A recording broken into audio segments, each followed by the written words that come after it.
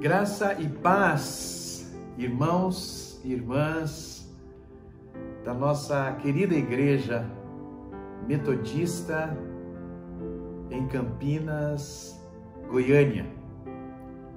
Que alegria, que privilégio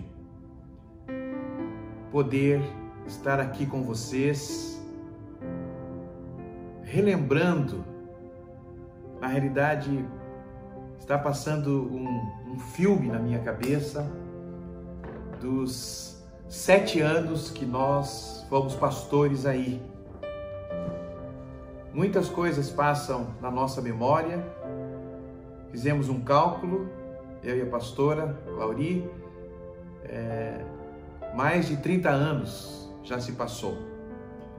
E para a gente é uma alegria muito grande me dirigir até vocês.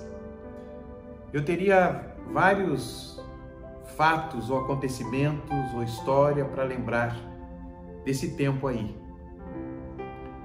Mas algumas coisas marcaram a gente. Uma é que nós temos 2 filhos que nasceram aí, em Goiânia, que é o Samuel, que Jesus já o convocou para a eternidade,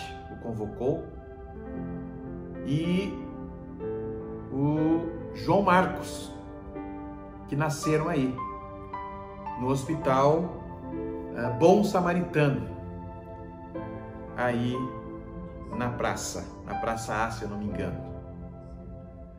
Esse é um fato que mudou a nossa vida e nós temos esses 2 filhos, nos quais jamais nós esqueceremos de vocês e dessa cidade. O outro fato histórico, dentre tantos que eu quero repartir com vocês, foi que nessa época o bispo, cada igreja local tinha que escolher 3 nomes para indicar ao bispo. E a gente fez parte desse processo. Não existia ainda esse processo, eu e a pastora fizemos parte da primeira vez dessa experiência em que os pastores visitavam as igrejas, eles pregavam na igreja e depois a liderança se reunia com o pastor e conversava e perguntava para ouvir, para saber qual a visão, o que o pastor tinha como desafio pastoral para aquela igreja. E nós fizemos isso, estivemos aí compartilhando, repartindo com vocês a palavra de Deus, e algo interessante aconteceu, 2 coisas interessantes. Uma é que a pastora Clauri, vocês conhecem ela ama essas feiras populares, e nós chegamos bem num dia em que tinha feira aí, não sei se existe ainda aí, pertinho da igreja, uma feira que eu acho que era toda sexta-feira, se eu não me engano. E nós chegamos esse dia, e ela viu a feira, e aí ela já disse, já escolhemos a igreja na qual nós vamos ser pastor. E realmente se confirmou, e ela, durante esses 7 anos, nós fizemos parte dessa feira, comprando café, comprando tanta coisa gostosa de alimento aí nessa feira. O outro fato que aconteceu foi que terminou a reunião com a liderança após pregarmos, nós fomos para o salão ao lado ali. E conversando depois, informalmente, o irmão Juarez chegou para mim e disse assim, pastor, se o senhor for pastor aqui, o senhor precisa fazer alguma coisa, fazer acontecer um milagre. Eu falei, que milagre é esse, irmão Juarez? Ele disse assim, o senhor precisa fazer o casamento da Marisa Carelli, na época. E aí me apresentou a Marisa e disse, aqui está, pastor. Eu falei assim, então fique tranquilo de que esse milagre vai acontecer. E realmente, no nosso pastorado, nós tivemos a oportunidade e o privilégio de fazer o casamento da Marisa. Esse milagre aconteceu. Não sei se a Marisa vai nos assistir, o Edson, mas nós queremos trazer esse relato. E nós, queridos, outro testemunho, em nenhuma outra igreja nós fizemos tanto casamento como em Goiânia. Incrível! teve sábado que nós fizemos 2 casamentos, um pela manhã e um à noite. Então eu quero trazer esses 2 relatos, relembrando um pouquinho da história da nossa passagem aí com vocês. Mas o mais importante é que nós vamos estar compartilhando com você a palavra de Deus. Amém? Amados, eu quero saudar aqui o pastor Claudimar, agradecer pelo convite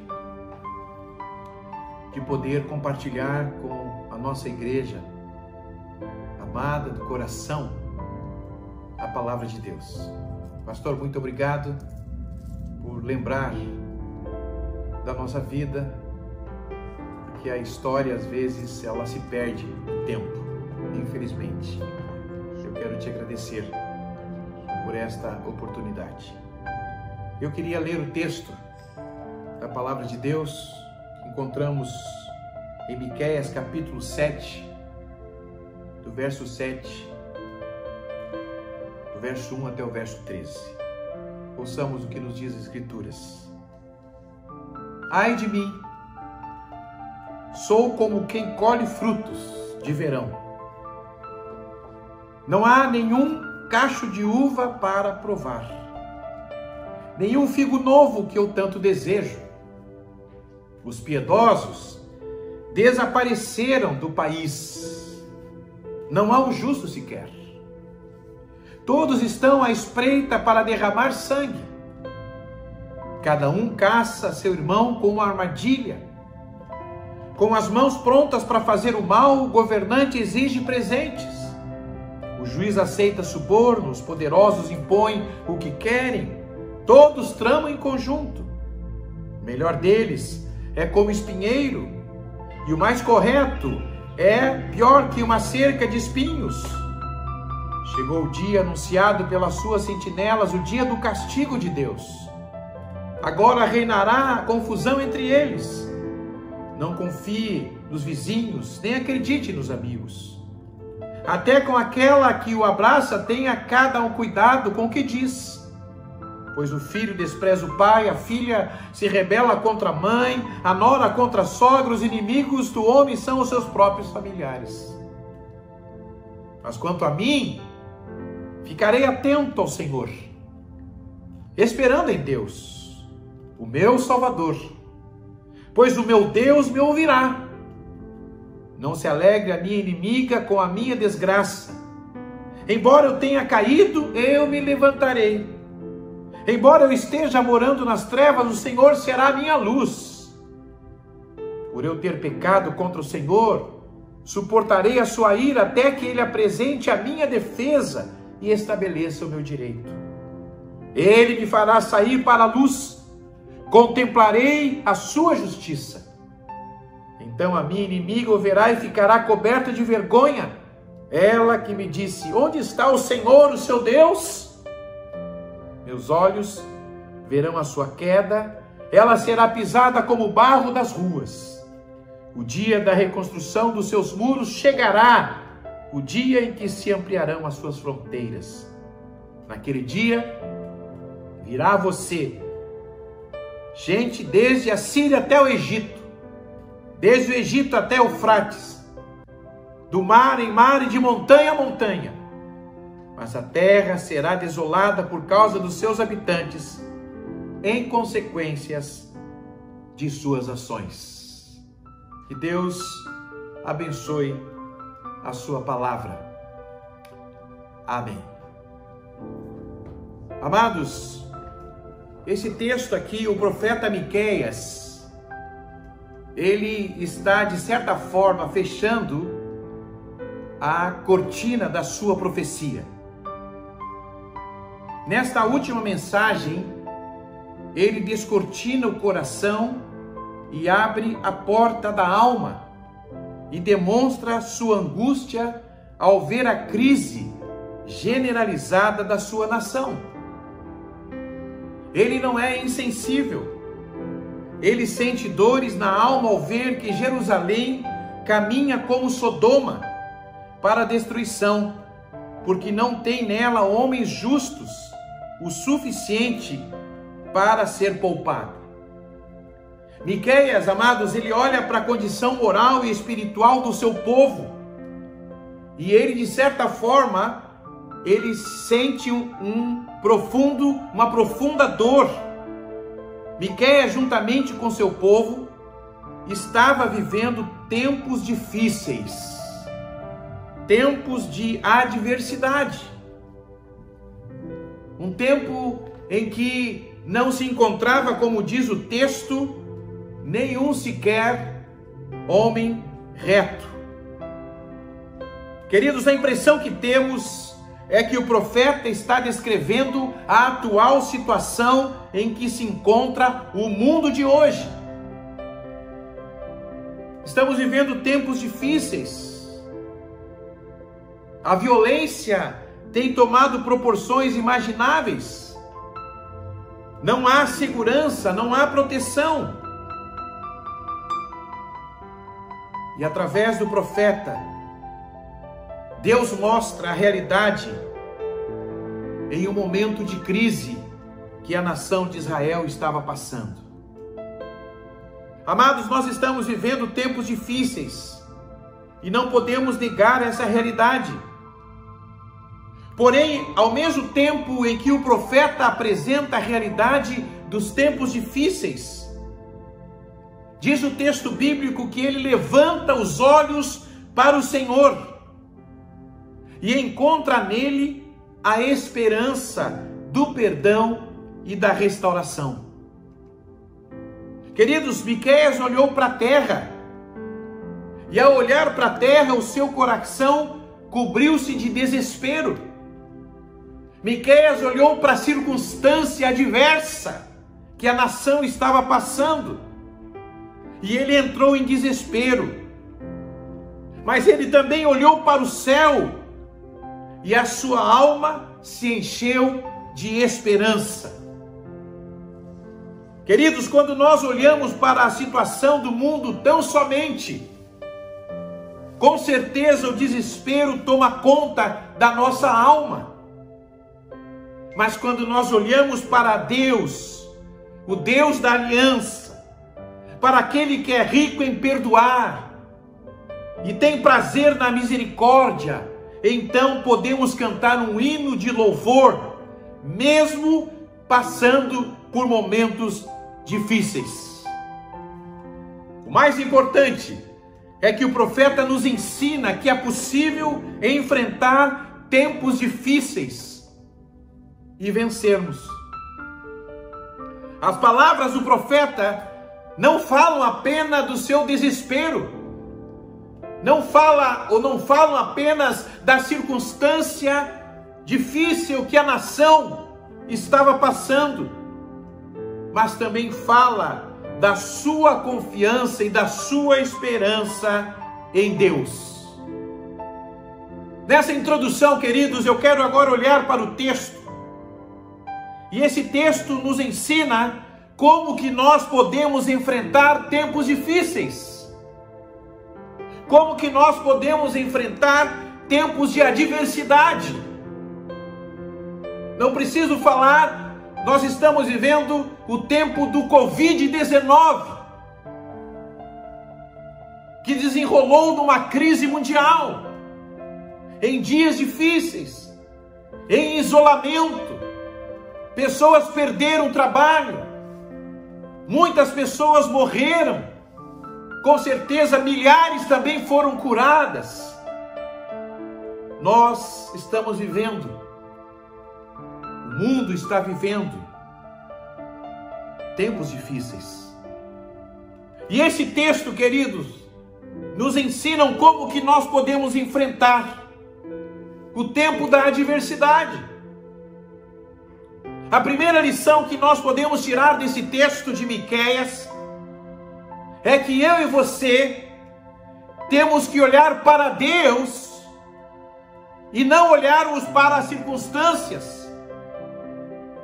O versículo de número 7 desse capítulo diz o seguinte: eu, porém, olharei para o Senhor e esperarei no Deus da minha salvação. O meu Deus me ouvirá. Amados, em outra tradução nós encontramos a expressão: eu, porém, olharei para o Senhor. Queridos, no vale mais sombrio das circunstâncias, Miqueias olhou para Deus e ele encontrou em Deus o porto seguro, encontrou em Deus o conforto, encontrou em Deus o consolo, encontrou em Deus o abrigo, encontrou em Deus o refúgio e a força para a sua vida. Porque olhar apenas para as circunstâncias é encher a nossa alma de medo.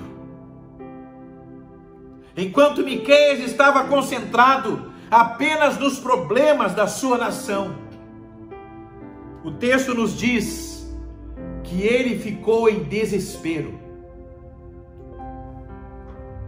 Ele entrou em pânico, mas quando voltou o seu olhar para Deus, Miqueias compreendeu que Deus era poderoso para responder ao seu clamor e restaurar a sua sorte. O segundo ensino desse texto é que nós temos que esperar em Deus e não na solução humana. Amados, nenhum outro momento da história o mundo não sabe para onde ir. Os líderes das nações não sabem o que fazer. Aqueles que são da área de medicina também não sabem o que fazer com esse vírus invisível. Por isso a nossa esperança, por isso a minha esperança e a sua esperança não podem estar somente na solução humana,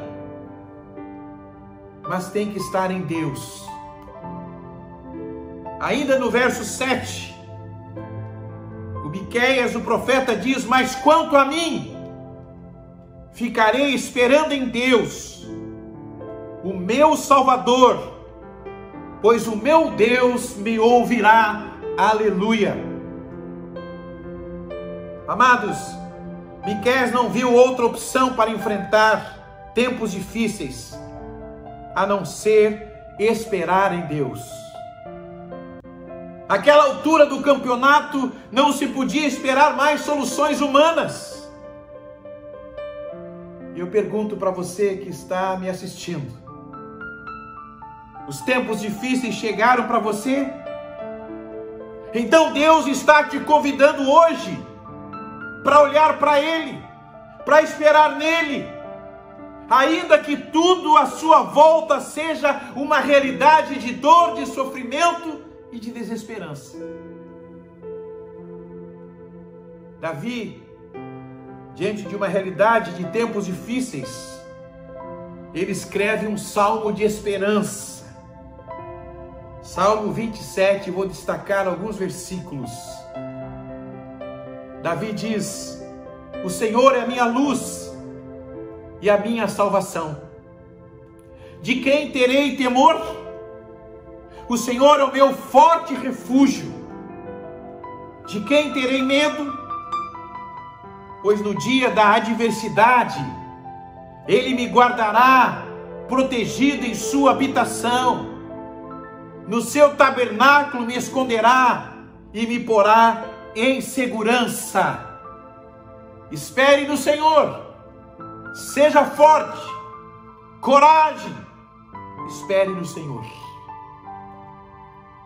Amados, em tempos difíceis, não coloque sua esperança em soluções somente humanas.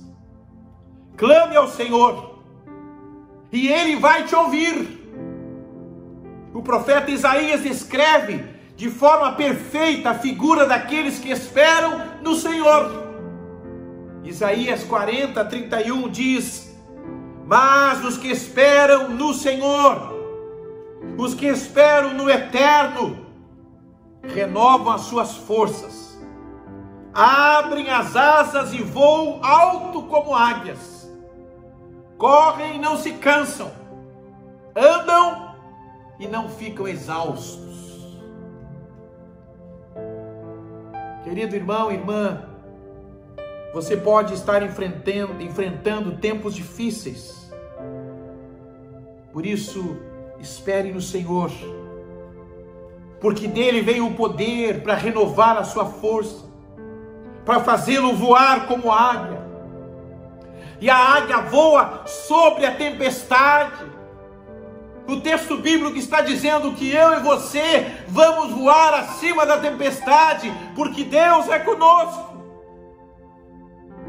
Você vai correr e não vai se cansar.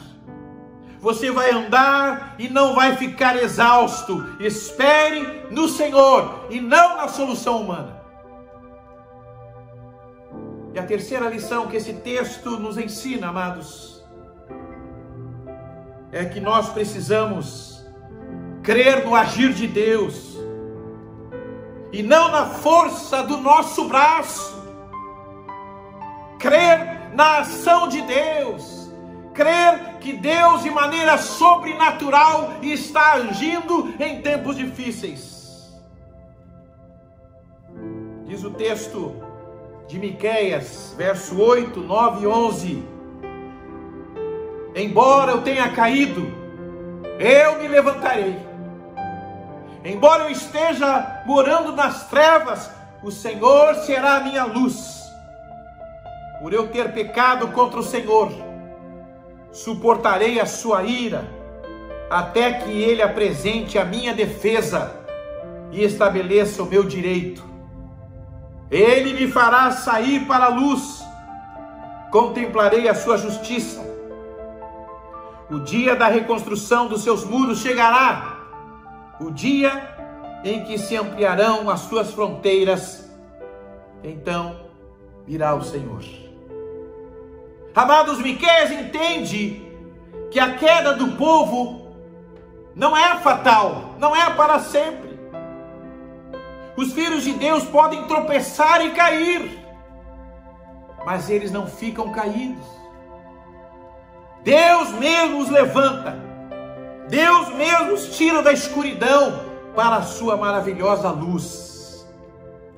Quando nós cremos no agir de Deus, o profeta Miqueias compreende que não precisa fazer justiça com as suas próprias mãos, pois chegará o dia em que ele contemplará a justiça de Deus.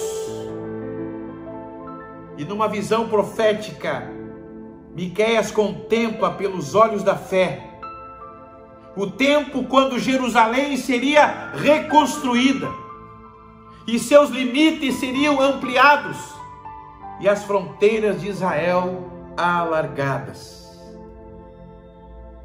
Amados, em tempos difíceis, queremos em determinados momentos agir pela nossa própria força, fazer justiça com as nossas próprias mãos. Porém, Deus nos convida a confiar, a crer que o seu agir será infinitamente melhor do que as nossas ações humanas.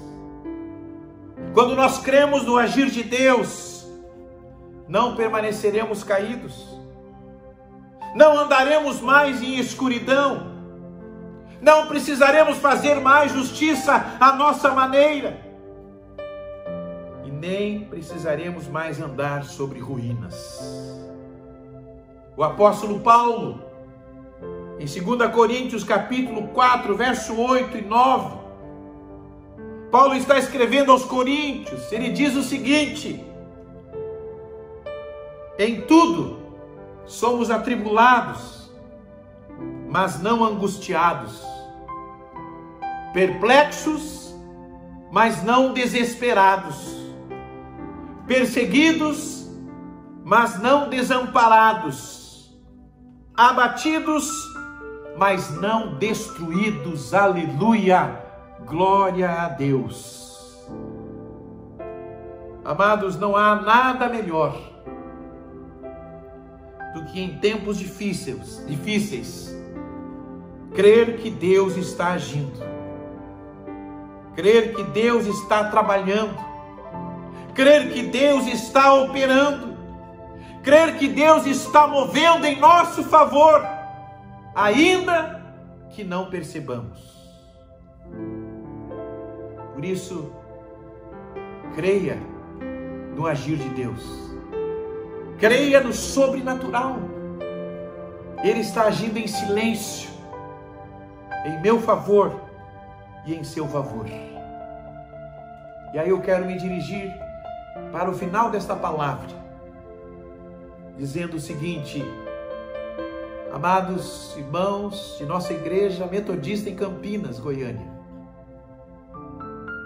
como é importante entendermos que os tempos difíceis sempre haverão de existir. E diante das notícias que recebemos todos os dias, eles se tornarão mais difíceis ainda. Pois o próprio Jesus disse que teríamos aflições nesse mundo, mas que nós deveríamos ter bom ânimo, porque Ele venceu e nós também venceremos. Querido irmão, querida irmã, se você se encontra hoje cansado, quem sabe esgotado, sem esperança, por causa dos dias difíceis que eu e você temos enfrentado, Deus está nos convidando a renovar as nossas forças nele e crer que Ele pode dar a mim e a você a paz que excede todo o entendimento. Por isso, amados, para enfrentar tempos difíceis, eu quero dizer a você, e aí eu quero orar com você. Primeiro, olhe para Deus.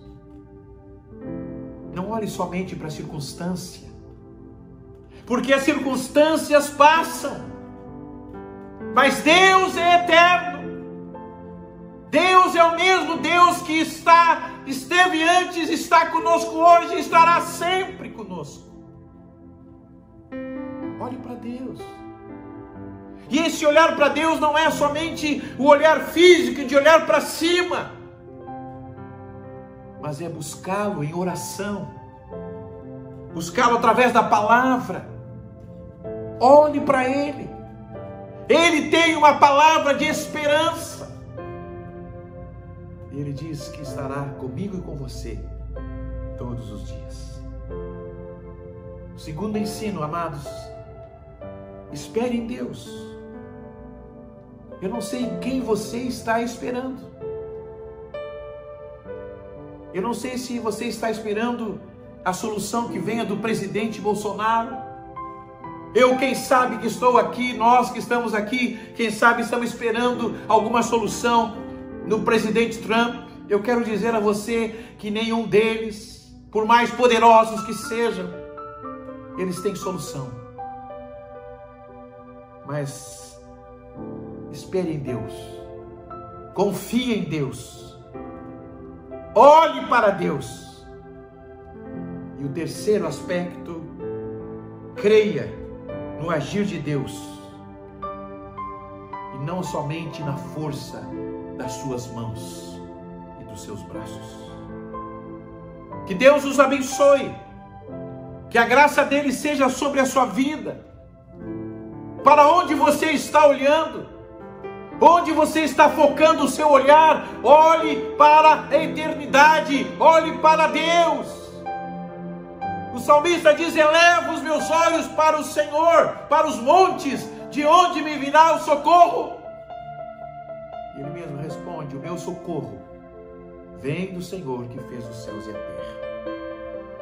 Em quem você está esperando? Está esperando no seu patrão? Está esperando, quem sabe, no prefeito da cidade, no governador do estado, no presidente da república, naquele que está dirigindo a questão da saúde? Em quem você está esperando esse tempo?